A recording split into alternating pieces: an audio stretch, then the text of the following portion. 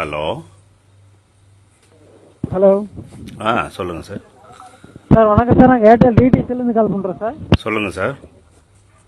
Sir வீர திருமால் முருகன்.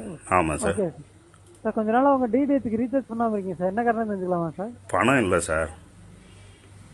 பணம் இல்லையா சார்? Okay sir. இப்போ மந்த்லி பேக் மினிமம் பார்த்தீங்கன்னா 246 இருக்குது சார். ஏற்கனவே எவ்வளோ சார் அது மந்த்லி? சார் மந்த்லி 170 160 இருந்துச்சு சார். சரிங்க.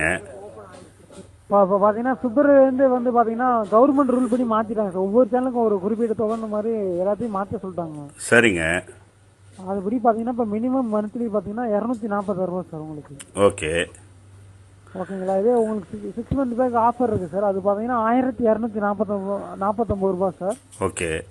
அதில் பார்த்தீங்கன்னா தமிழ் சேனல் எல்லா தமிழில் 44 தமிழ் சேனல் வரும் சார். சரி சார்.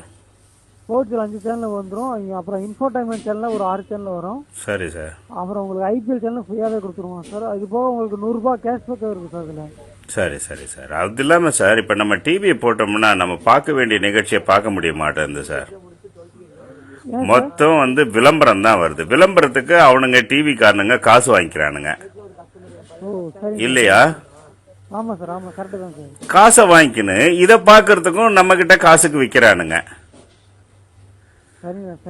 அதனால ஏன் பார்க்கணும்ட்டு நான் 3 இது கேன்சல் பண்ணிட்டேன். டாடா ஸ்கைல 2, ஏர்டெல்ல 1. நம்ம அதே மாதிரி நெட்ல போட்டோம்னா எல்லாமே இப்போ இன்னைய நிகழ்ச்சியை நாளைக்கு போட்டுற போறாங்க நெட்ல.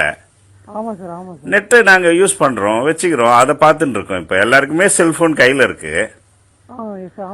ஓகேவா? ஏன்னா தப்பா நினைக்காதீங்க நீங்க. உங்களுக்கும் இந்த பாதிப்பு வரும் இல்லையா? இப்போ அவன் விளம்பரம் பண்றது பாத்தீங்கன்னா ஒரு உறவு இது பிரியமானவள் போடுறான்னா மொத்தத்திலேயே 9 நிமிஷம் தான் சார்.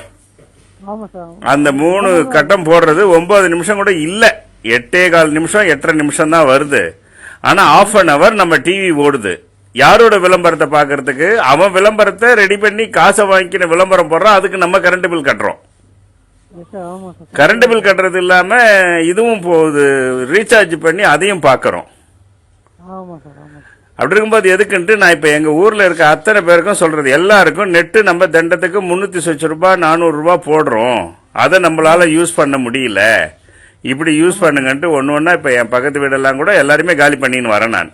அவன் டிவி காரன் எங்களுக்கு ஃப்ரீயா கொடுக்கட்டும் சார். அவன் விளம்பரம் காசை வாங்கிக்கிறான் கம்பெனிக்காரங்கிட்ட. அப்புறம் நாங்களும் காசு ஏன் கொடுத்து அதை பார்க்கணும்? ஓகேவா? அதனால ரீசார்ஜ் பண்ண மாட்டேன் சார். நான் தப்பா நினைச்சுக்காதீங்க. Okay sir. சொல்லுங்க உங்க சுப்பீரியர் கிட்ட சொல்லுங்க, இத மாதிரி சொல்றாங்க கஸ்டமரு. எல்லாருமே எனக்கு தெரிஞ்சு எல்லாருமே பண்ணின்னு வர சொல்றேன். வேணும் போது பாத்துக்கலாம் இல்ல நம்ம. அதே மாதிரி இன்னொரு விஷயம் என்ன தெரியுங்களா? நாளைக்கு போடும்போது அந்த விளம்பரங்கள் கரெக்டா அந்த 30 நிமிஷத்துக்கான என்னவோ அதுதான் வருது நெட்ல பார்க்கும்போது. எங்களுக்கு அதுல சேவ் தானே? ஆமா சார். ஆமா sir. Okay sir. Thank you sir. Thank you sir. Okay.